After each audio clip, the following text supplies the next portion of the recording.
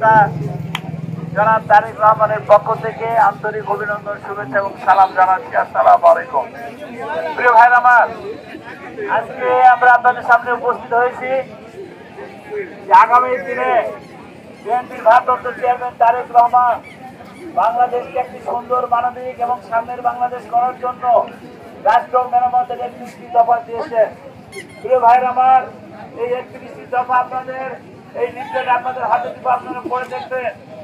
এই 31 দফার রূপরেখা যদি আগামী দিনে বাস্তবায়ন হয়, তাহলে এই বাংলাদেশ হবে শান্তির বাংলাদেশ, এই বাংলাদেশ হবে ন্যায় বিচারে বাংলাদেশ, এই বাংলাদেশে জুলুম থাকবে না, সেই বাংলাদেশে হিংসা থাকবে না, সেই বাংলাদেশে দুর্নীতি থাকবে না, সেই বাংলাদেশের মানুষ হাসি খুশি ভাবে সবাই বসবাস করতে পারবে। প্রিয় ভাই আমার, তাই এটাকে এই 31 দফার রূপরেখা বাস্তবায়ন করতে হলে আপনাদের সকলের দোয়া এবং সমর্থন প্রয়োজন।